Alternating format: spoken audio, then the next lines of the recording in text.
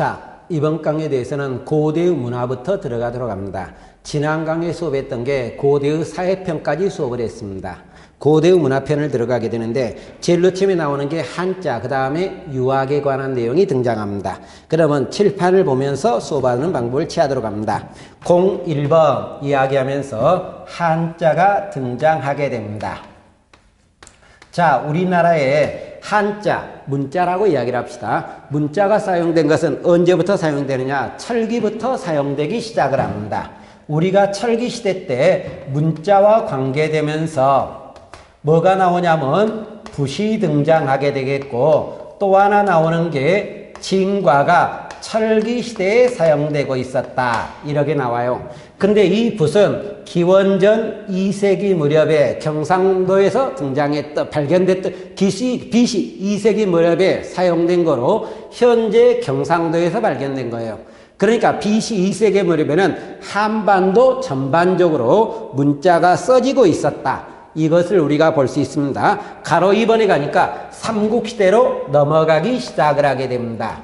그러면 삼국시대 우리나라 문자는 기본적으로 어떤 문자를 사용하게 되느냐? 그러면 한문이었던 것을 사용할 뿐만 아니라 또 하나 이두와 향차를 사용하고 있었다, 이렇게 나오게 되네요. 자, 그러면 한문을 그대로 쓰면서 우리나라에 서서히 토착화되기 시작을 하면서 한문학 발달에 기여하고 있었다. 또 하나 한자를 변화시켰던 이두와 향차를 사용하고 있었다, 이렇게 우리가 나오고 있어요. 그러면 이 삼국시대 때 이 문자가 나왔기 때문에 사용하기 위해서는 결론은 뭐가 있어야 된다? 교육기관이 있어야 됩니다. 그래서 우리가 고구려, 백제, 신라 이 교육에 관한 내용과 관련되면서 문자로 기록된 게 뭐가 있었느냐, 이러한 것을 보도록 하겠습니다. 그러면 우리가 제일 처음에 고구려가 등장하게 됩니다. 고구려가 등장하는데 학교로는 뭐가 있었느냐? 고구려 학교로 귀족의 자제를 교육하기 위해서 타약이라는 게 등장하고 있었습니다. 소수림왕 때 나온 거예요. 또 하나 교육기관으로 경당이 나오게 됩니다. 이 경당은 장수왕 때 서민 자제를 교육한다고 이야기를 하는데, 이 태학에서는 유학이었던 문을 가리키고 경당에서는 문과 무를 가리키고 있었다. 이런 데 비해서 백제에서는 교육기관이 어땠느냐? 백제의 교육기관은 제가 퀘스천 마크를 썼습니다. 이유는 교육기관이 현재 기록상으로 전하는 것은 없습니다. 없지만 백제에서는 박사나 조교란 명칭이 꽤나 나오고 있었고, 일본에까지 가서 한학을 가르치는 사람들이 등장합니다. 그래서 교육기관은 있었을 거겠지만 현재 기록이 안 나오기 때문에 뭐란 이야기를 하기는 어렵다. 그래서 퀘스천 마크로 넘겼습니다. 신라로 들어가도록 하겠습니다. 신라의 교육기관으로 우리가 등장하는 게 화랑도가 등장합니다. 화랑도는 희족사의풍으로 개성됐던 건데 진흥왕 때 국가기구로 개편됐는데, 여기서는 귀족과 평민의 자제가 공부를 할 수 있었지만 문과 무를 교육하는 교육기관이라고 이야기를 합니다. 이런 교육기관이 나오겠고, 두 번째로 비문이 등장합니다. 글씨가 써진 비석의 결론적으로요. 고구려의 비문으로 이야기를 하면 광개토에 대한 업적을 기록했던 광개토양비, 비록 광개토양이 죽고 나서 장수왕이 건립했다고 이야기를 합니다만은 장수왕의 업적을 기록해서 장수왕이 세웠던 비석 중홍 고구려 비라고 이야기를 합니다. 근데 이 두 개의 비석은 고구려와 신라와의 관계를 알려주는 거가 되겠고, 또 하나 더 끌어가면은 호우명 그릇을 끌어갈 수 있습니다. 백제에 가면 비석으로 이야기를 하면 문영왕릉 지석이 등장하고 있었다. 이 문영왕릉 지석에는 종교적으로는 도교라고 이야기를 하는데, 이 문영왕릉은 뒤에 문화편에서 보도록 하겠습니다만은, 양나라 영향을 받았던 벽돌 무덤이라고 이야기를 합니다. 이 지석이 발견되면서 여기에서 을사년이란 간지가 나오는 것을 통해서 문영왕의 무덤을 우리가 추정할 수 있었다, 이렇게 우리가 등장하겠고, 하나 더 등장하면 사택지적비가 등장하게 됩니다. 사택지적이란 백제의 귀족이 인생무상을 노래했던 비석입니다. 그러다 보니까 도교라고도 이야기를 할 수 있어요. 그래, 불당을 건립했다는 의미에서 불교도 가미됐다고 이야기를 합니다만은 이렇게 나오고 있다. 그런데 신라비석은 좀 많아요. 신라비석은 영일냉수리비라고 이야기를 하고 있다. 이 영일냉수리비가 등장한다든가 울진봉평 신라비가 등장하고 있었다. 이 울진봉평 신라비라는 것은 법흥왕 때 울진까지 진출했음을 알려줄 수 있고 율령반포도 추정한다 그랬고 아직까지는 부체제가 존속함을 알려준다고 이야기를 정치편에 이야기를 했습니다. 이렇게 우리가 나오겠고 단양적성비가 등장하네요. 단양적성비는 신라진흥왕이 어디를 점령했다? 한강 상류를 점령했고 사료상으로는 야이차가 나온다 그랬습니다. 그러면서 진흥왕은 4개의 순수비가 등장하고 있었다. 자, 북한산비, 창녕비, 마운영비, 황초령비라고 그랬어요. 근데 이 북한산비는 추사 김정희가 진흥왕의 순수비로 고증했다. 이런 내용도 우리가 등장한다 그랬고 화랑도를 이야기하면서 임신서기석도 공부했습니다. 유교 공부와 관련되는 비석이었다. 이렇게 우리가 등장했고 외교 문건이 등장합니다. 외교 문서라고 이야기를 하는데 고구려는 언급이었고 백제감은 계로왕의 국서라 그랬습니다. 계로왕이 북위에 보낸 국서라고 이야기를 하는데 이 계로왕의 북위 국서는 장수왕의 남하정책에 대항하기 위해서 북위에 국서를 보냈지만 성과를 거두지 못했다. 이런 내용을 이야기한 것 같고 신라에 가면 수나라에 보냈던 걸사표가 있고 당나라에 보냈던 타평송이라는 것도 등장하고 있었다. 이거이 나오게 되는데 이 당시 우리나라 유학의 수준은 어느 수준 정도가 등장하느냐. 그러면 동그라미 니에 가면은 충과 효와 신의 도덕규범을 장려하는 정도라 그랬어요. 그러면 어떻게 가니까 유교 충효 논리를 전통적인 공동체 윤리와 조화시켰던 의의를 띈다. 이렇게 우리가 등장하네요. 그리고 나서 통일신라로 넘어가는데 자, 통일신라에 가면은 몇 가지를 묶어 갑시다. 통일신라에는 교육기관 후 신문왕 때 두었던 국학이라는 게 등장하게 됩니다.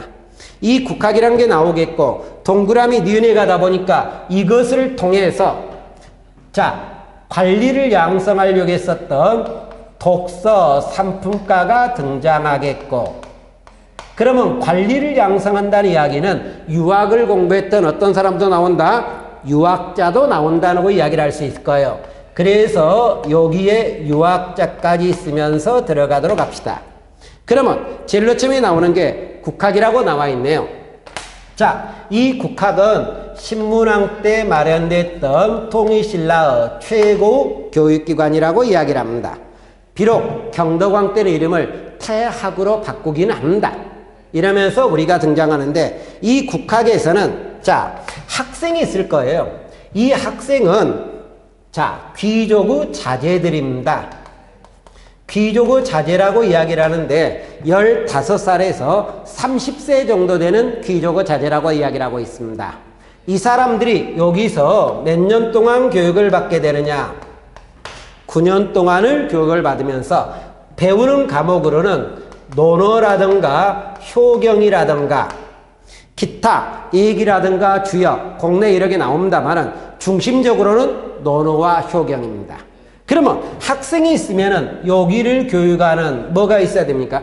당연히 선생님도 있어야 될 거예요, 결론적으로요. 이 선생님이 뭐라고 이야기를 하냐면 박사라든가 조교라고 이야기를 해요. 그런데 우리가 신라 골품제도를 이야기하게 되면서 유학 분야를 공부했던 사람 어떤 사람이다? 육두품이라 그랬습니다. 그러면 이 박사나 조교들도 기본적으로 신분은 6이었을 거라고 생각을 하고요. 요거를 공부했던 사람도 기본적으로 육두품이었을 가능성은 두게 됩니다. 이러면서 두게 되는데 이 9년 동안을 교육하는데 이 내용에 보다 보니까 A란 사람은 능력은 있는데 적응력이 떨어지면 9년을 오바해서도 교육을 받을 수 있다. 이렇게 나옵니다. 그런데 B라는 사람은 능력이 없어요. 그러면 9년이 되기 전에 퇴학 조치를 시켜버린다. 이렇게도 등장하는 거예요. 그러면 여기서 공부를 시켰기 때문에 이 사람을 관리로 선발하려고 했던 독서 삼품과가 등장하게 됩니다. 그런데 이 독서 삼품과는 어느 왕 때 마련되느냐? 원성왕이에요. 이 원성왕이라는 사람은 언제 때 사람으로 우리가 보느냐? 신라 하대의 사람이에요. 하대의 시작이 선덕왕이에요. 선덕왕 다음에 원성왕이에요. 그러다 보니까 하대, 그러면 신라 하대는 왕권이 강이다, 약이다? 약입니다. 왕권이 약한 거예요. 그런데 이 독서 삼품과는 유교의 능력에 따라서 관리를 선발하려고 했었다고 이야기를 합니다. 유교에서 중요시하는 게 뭡니까? 충과효예요. 그러면 왕권 강화적 차원이라고 이야기를 해요. 그런데 하대는 왕권이 강한 시대다, 약한 시대다? 약한 시대예요. 그러면 이 제도는 결과적으로 성공하는 게 아니라 어떻게 된다? 실패할 수밖에 없어요. 그러면 누가 반대해서 실패하느냐? 진골 귀족의 반대라고 이야기를 합니다. 진골 귀족의 반대라든가 또는 골품 제도의 폐쇄성이라고 이야기를 해요. 이 두 개 결과는 똑같은 말이 되겠습니다만 이것 때문에 실패하고 있었다. 단 유학을 공부하면 출세할 수 있다는 거예요. 결론적으로요. 그래서 학문보급에는 꽤나 기여는 할 수 있었다. 이런 측면을 갖는 게 이 독서 삼품과였다. 그러면 삼품과라고 이야기를 하는 게 옆에 날개 쪽에 사료를 보다 보면은 이렇게 나와 있습니다. 상품, 중품, 하품 이래서 삼품이에요. 근데 특품이라는 것도 등장하는 특품 빼버리고 상품, 중품, 하품. 다시 교재를 그대로 읽어보면 춘추자시전이나 애기문선을 읽어 뜻에 능통하고 겸하여 논어와 효경에도 밝은 자를 상품으로 하고 공내 논어 효경을 읽은 자를 중품으로 하고 공내 효경을 읽은 자는 하품으로 한다. 또 오경과 삼사의 능이 두루 통하는 자가 있으면 특채하여 등용한다. 이렇게 나와 있습니다. 이것을 우리가 뭐라고 한다? 특품이라고 한다. 근데 특품을 빼면 삼품이죠. 그래서 우리가 독서 삼품과라고 이야기를 한다. 이렇게 고려하고 있는 겁니다. 자, 이래서 나온다. 근데 여기서 하나 잠깐 이야기합시다. 원성왕은 우리가 언제 또 이야기했느냐? 신라 하대를 이야기하면서 자, 김주원과 김경신이 왕위를 올라가는 과정에 김주원이 처음에 왕위에 가야 되지만 비가 와서 왕이 즉위식을 못했고 그래서 귀족들이 누구를 왕으로 옹립했다? 김경신을 왕으로 옹립했다는 게 원성왕입니다. 그러니까 김주원이 왕이 못된 데 대한 불만을 가지고 난을 일으킨 게 김원창의 난, 거의 진압되고 나서 김범문의 난 이렇게 넘어갔던 그때 나오는 원성왕입니다. 결론적으로요. 이러면서 우리가 등장하고 있었다. 이렇게 봐두시면 되겠고 발해 문자라고 이야기를 하게 됩니다. 그러면 발해는 문자는 두 개로 나누는데 자, 공식 문자와 비공식 문자가 있는데 공식 문자는 한자를 사용하기 시작을 합니다. 외교문서라든가 국가기록은 당연히 한문, 한자를 사용하고 있었다. 그러나 비공식 문자, 독자 문자는 발해 문자가 있어요. 결론적으로요.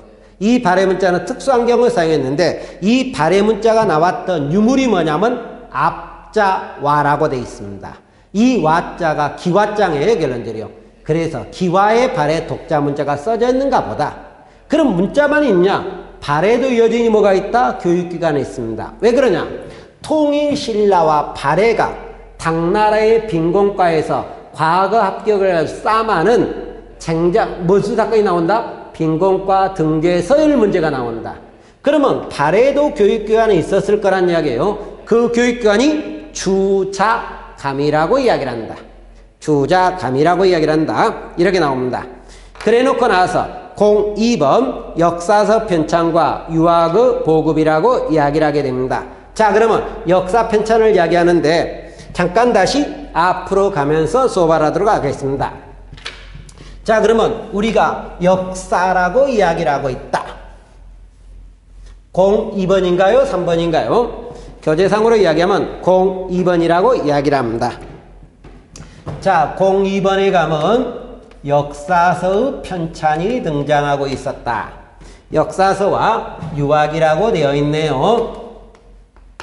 자, 그러면 이 역사서입니다. 역사서라고 이야기를 하는데 역사서는 편찬한 배경이라고 이야기를 하면 중앙집권 국가체제가 정비됨에 따라, 그러면 중앙집권제 국가라는 것은 중앙으로 권력이 집중되는 국가니까 왕권이 커진다 약화된다, 커지는 과정에 만들어졌다는 이야기예요. 왕권 강화 필요성이 등장하면서 만들어졌다. 그래서 목적은 자기 나라 전통을 이해하고요, 왕의 권위를 키우고요, 백성들한테 충성을 요구할 입장이에요. 크게 말하면 왕권 강화라고 이야기를 할 수 있다. 이렇게 나오는데 이 역사서 관계되면서 고구려라든가 백제라든가 신라의 역사서가 각기 등장하게 됩니다. 통일신라도 나오긴 하겠습니다만 먼저 고구려 백제 신라를 이야기했는데 고구려에서는 자, 시대를 알 수 없는 유기 백권이 등장합니다. 그냥 유기만 해도 관계는 없어요. 근데 이것은 시대를 알 수 없다고 이야기를 했지만 현실적으로 우리가 소수리망 무렵으로 추정해도 됩니다. 왜 그런 형태가 나오냐면 자, 뒤에 나온 기록을 보면 소수리망 이전의 내용은 믿기가 어렵지만 소수리망부터 믿을 만한 내용이 기록된다는 이야기예요. 그래서 소수리망을 추정하지만 일반적으로는 미상이라고 이야기를 한다. 언제 기록된지 모르겠다. 그 다음에 600년에 나왔던 이문진의 신집 5권이 등장하게 됩니다. 이문진의 신집 5권은 600년에 나왔는데 그때는 어느 정도 왕권이 잠깐 커지던 시대예요. 그러나 우리가 공부하는 사람이 아니니까 문제가 됩니다만은 백제, 자 그러면 고구려는 우리가 교재상으로는 왕권이 클 때가 아니에요. 이것은 모른다 그랬으니까. 근데 백제와 신라는 가장 왕권이 강할 때예요. 그러면 백제가 가장 왕권이 강할 때가 영토 확장이었고, 그러면 근초고왕 때 고흥이 뭐를 편찬한다? 서기를 편찬하는 겁니다. 신라는 진흥왕 때 거칠부가 뭐를 편찬한다? 국사를 편찬한다고 되어 있어요. 그래서 왕권이, 요것도 왕권과는 맞지만 이쪽을 중심으로 보면은, 교재상으로 보면 진흥왕과 근초광이기 때문에 왕권이 강화됐을 때 왕권 강화와 백성들의 충성을 요구할 입자, 자기 나라 전통을 이해할 입자, 크게 말하면 왕권 강화 전에 편찬되고 있었다. 이렇게 나오겠고, 이와 더불어서 통일신라 때 역사서가 뭐가 있느냐 이렇게 나옵니다. 근데 이 통일신라 때 역사서를 편찬했던 사람은 김대문이 대변적이라고 이야기를 하는데, 김대문은 신분이 뭐냐면 진골입니다. 진골이라는 것은 왕족 출신이라고 이야기를 하는데, 이 사람은 화랑세기, 화랑에 관한 내용이에요. 한상기, 한산주에 관한 내용이에요. 고승전, 우리나라 승려들에 관한 내용이고, 계림잡정, 계림, 경주에 관한 잡다한 내용을 이야기한 거고, 이게 역사에 관한 내용입니다. 근데 악본이 있는데 악본은 음악서적이에요. 역사서는 아닌데 여기다 쓴 이유는 김대문이 쓴 책이었다, 이런 의미에서 쓴 거고, 그러면 의인은 신라 문화를 주체적으로 인식한다. 그러면 김대문은 화랑세기, 고승전, 한상기, 계림잡정인데 여기서 자기 문화를 어떻게 인식한다? 주체적으로 인식한다, 이렇게 나와 있네요. 그러면 이 말은 자주성이다, 사대성이다? 자주성이 강한 역사를 썼다, 이렇게 보시면 되는 거고, 그러면 가로 2번에 가면 유학자가 나오네요. 잠깐 뒤쪽으로 잠깐 보도록 합시다. 제가 통일신라를 이야기하면서 교육기관이었던 국학이 있었겠고, 이거를 통해서 관리를 선발하려는 제도 독서 3분과가 있었다. 그러면 결과적으로 유학자가 있어야 되지 않느냐. 그러면 유학자는 뭐다? 여기에 있다. 그런데 우리가 국학에서 강의하는 사람도 거의 6이었고 공부하는 사람도 거의 6이었기 때문에 유학자도 거의 신분은 뭐다? 6이었을 거란 이야기, 육수품이었을 거란 이야기입니다. 그러면 여기서 육두품 중시는 유학자가 등장하고 있었다. 이렇게 우리가 나오기 시작을 합니다. 육두품 중시 유학자라고 이야기를 하는데, 자, 먼저 보면 강수가 나옵니다. 제일 처음에 강수.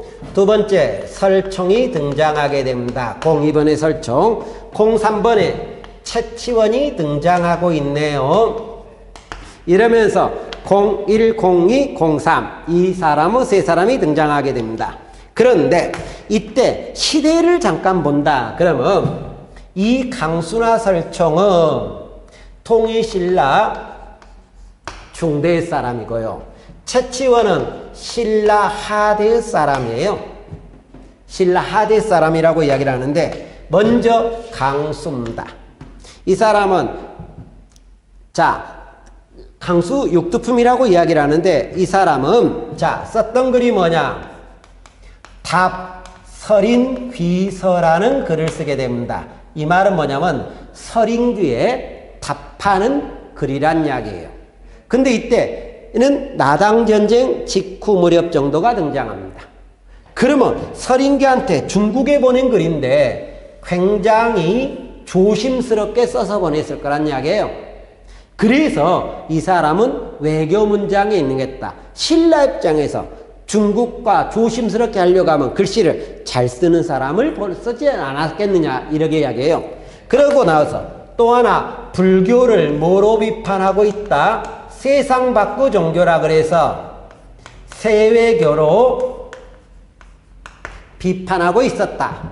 이 말까지 등장하네요. 설총. 이 설총은 누구의 자식이냐면 원효의 자식입니다. 우리가 다음 강에서 원효의 자식이라고 할 때 원효는 불교편에 나온 사람이고 화랑도에서 원효 육두품이라고도 이야기를 했습니다만 6이었기 때문에 자식은 설총도 육두품이라고 이야기를 합니다. 근데 이 설총은 원효의 아들이라고 이야기인데 이 사람은 자, 첫 번째 이두를 정리하고 있었다. 이두를 정리했다고 이야기를 합니다. 그러면서 한문교육보급에 커다란 기여가 되고 있었고 설총은 또 하나 화왕계란 글을 쓰게 됩니다. 제가 신문왕 때 이야기했습니다. 신문왕 때 만파식적도 나온다. 여기서 사료가 나올 때 용, 대나무, 필이라 그랬습니다. 그러면서 나오겠고 화왕계는 꽃의 왕을 이야기하는 과정에 사료에서 이야기를 할 때는 꽃의 왕과 똑같이 여기서 왕을 뭐로 보냐면 목단꽃, 모란꽃이라고도 관계는 없고 여자분을 뭐로 보느냐 장미꽃으로 보겠고 늙은 노충씨를 할미꽃으로 보면서 왕한테 당신은 여자를 가까이 할래? 늙은 노충신을 가까이 할래? 이거를 요청했다는 의미에서 임금도 향락을 배제하는 유교적 도덕 정치였다. 이 말을 언급했을 거예요. 결론적으로 그 화왕계가 여기 설총입니다. 이러면서 우리가 등장하게 됩니다. 신라말의 최치원입니다. 신라말의 최치원은 도당 유학을 했던 사람일 거예요. 도당 유학했던 사람으로 빈곤과에 합격했습니다만 바로 옆에 고려 현종 때 문창으로 추전받았다고 이야기를 합니다만은 자 당나라에 관직생활 하면서 토항소 경문을 썼던 사람이고 우리나라에 돌아와서 진성령 때 돌아옵니다. 개혁안을 건의했던 게 뭐였다고 이야기를 하냐면 시무 10조였다고 이야기를 했고 지난 강에서 시무 10조를 건의한 왕이 진성여왕이라 그랬습니다. 적고적은왕 원종과 애노난도 진성여왕이라 그랬고 자 향가를 묶어놓은 집 3대목도 진성여왕이라고 이야기를 드렸을 겁니다. 그런데 이 개혁안이 누구의 반대로 실패한다? 진골귀족의 반대로 실패한다. 그래서 최치원은 반신라적인 경향으로 돈다 그랬고, 지방의 낙향에서 반신라적이 돈다 그랬습니다. 그러는 과정에 사람이 썼던 글은 개원필경이 나온다든가, 제왕연대력이 나온다든가, 사삼비명이 나온다 그랬어요. 근데 여기에는 여러 종교가 짬뽕됐기 때문에 사상의 복합화 경향을 띠고 있었다. 이렇게 이야기를 했어요. 그러면 잠깐 칠판을 이쪽과 뒤쪽으로 넘어가면서 잠깐 이야기하도록 하겠습니다. 이거 성공했다, 실패했다? 실패했다. 심으십시오, 실패한다 그랬습니다. 그러면 뒤로 넘어갑니다. 자, 신라 원성왕 때 독서 삼풍과 성공했다, 실패했다? 실패했다. 그러면 심으십조도 실패했고 이 독서가 실패했는데 이유가 뭐였느냐? 공통적인 이유예요. 진골귀족의 반대라든가 골품제도 폐쇄성, 공통적인 이유 때문에 실패하고 있다. 같이 묶어서 봐주시기 바라겠고, 가로 3번에 발해의 유학자가 나오네요. 발해에서도 유학자가 있었으니까 당나라의 빈곤과에 신라와 싸움을 할 겁니다. 그래서 주자감도 있었고 유학자도 있었고, 그때 이야기했던 오소도라든가 이동을 이야기했을 거로 생각을 합니다. 오광찬도 있고, 오소도와 오광찬, 이동과 최은희는 신라였어요. 이렇게 나오겠고, 03번 고대문화의 발전이라고 이야기를 합니다. 3국은 각기 문화를 발전시키게 됩니다. 오늘 마지막 강 정도가 등장하겠는데요. 근데 고구려는 어떤 문화 위주냐? 뒤로 갑니다. 그러면서 잠깐 이야기하도록 하겠는데, 고구려는 지리적으로 큰 산과 깊은 계후에 있었던 국가입니다. 그러다 보니까 고구려는 강인한 문화를 중심으로 해요. 여러분 교재는 뭐라고 이야기했느냐? 중국과 대결한 동안에 중국 문화에 대한 비판 능력을 길러서 강하고 패기 있고 정열이 넘치나 그랬죠. 자, 강인하고 패기가 있고 정열이 넘치고 남성적인 경향의 문화가 발달합니다. 그런데 비해서 백제는 어떤 문화가 중심으로 발달하느냐? 그러면 근데 고구려는 일반적으로 중국의 북조 문화를 수입해요. 북조는 유목민족들이 건거한 문화가 중심이 됩니다. 그러다 보니까 강인하지만 백제는 전통적으로 유목민족한테 쫓겨났던 남조 귀족적입니다. 그래서 귀족 문화가 발달하는데, 여러분 교재를 보면 우아하고 미의식 있고 섬세하고 여성적인 문화가 발달하고 있다. 이렇게 나와 있어요. 그런데 비해서 신라는 자 어떻게 되느냐? 여러분 교재는 조아미 속의 패기라 그랬습니다. 그대로 써놓고 설명을 합니다. 조아미 속에 패기가 있다. 이 말은 무슨 말이냐? 신라는 처음에 어느 나라와 교류했습니까? 고구려와 교류했어요. 그러면 고구려 문화적인 성향도 있을 거란 이야기입니다. 나중에 장수왕의 남하 정책을 통해서 백제 문화와 교류하게 됩니다. 백제적인 성향도 있을 겁니다. 패기 고구려 쪽이네요. 조함이 백제적입니다. 그래서 고구려와 백제적 문화를 다 가지고 있다. 이렇게 나오겠고, 통일신라 문화로 넘어가게 됩니다. 통일신라 문화 가장 중요한 말은 딱 5자 정도밖에 안 될 거예요. 결론적으로 통일과 균형미 6자네요.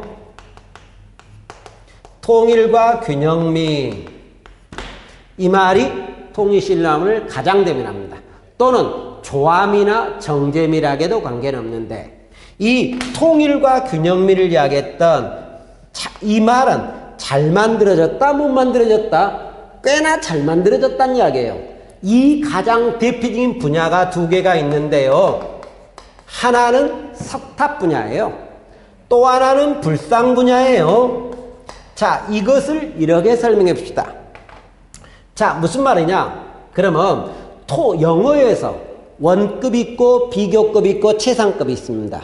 최상급은 하나거든요. 그런데 통일신라에서 이 2개 분야는 최상급이다, 이렇게 생각하시면 돼요. 그러면 이것보다 더 발달할 수는 있다 없다? 없다. 그런 의미에서 그러면 고려는 이 두 개 분야는 더 발달한다, 퇴보한다? 퇴보. 그래서 고려는 이 두 개 분야는 퇴보로 들어가 버려요. 이게 또 차이점이 등장하고 있다. 그 다음에 마지막 발해문화라고 이야기를 합니다. 그러면 우리 발해문화는 딱 한마디로 웅장하고 뭐다? 건실하다. 그런데 발해는 우리가 전에 배웠던 거 잠깐 봅시다. 여기 발해는 문화적으로는 어느 문화를 기본으로 한다? 고구려 문화를 기본하고 나중에 어느 문화를 수용한다? 당문화를 수용하는데 고구려 문화가 너무 많기 때문에 당문화 두 개 정도만 보면 된다 그랬는데 문화로 궁중의 내선과 외선을 연결하는 큰 대로변 주작대로 이것은 당의 문화의 영향을 받은 거예요. 근데 또 하나 무덤으로 뭐가 나온다 그랬습니까? 정효공주 묘지가 나온다 그랬죠. 근데 이것은 당의 문화의 영향을 받은 것은 맞지만 고구려적인 요소도 가미가 됐다. 융합이 됐다. 이런 내용을 우리가 이야기를 하게 된 겁니다. 자, 그러면 여기까지 하겠던 게 우리가 고대 문화편의 첫 번째 강의고 뒤로 나오는 게 불교편입니다. 근데 이 불교편은 우리가 일반적으로 고대국가 불교를 시작을 하면 한꺼번에 끝내는 방법으로 들어가는 게 일반화되어 있습니다.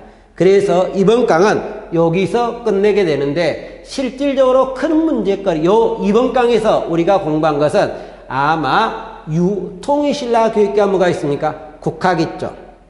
그 다음에 관리선발제도 독서 삼품과가 있죠. 그 다음에 통일신라 유학자 있죠. 이 유학자 중 일반적으로 강수는 거의 필요가 없습니다만 설총이나 채치원 이 신라 위주로 공부하시면 될 겁니다. 자, 이번 강 고생하셨습니다.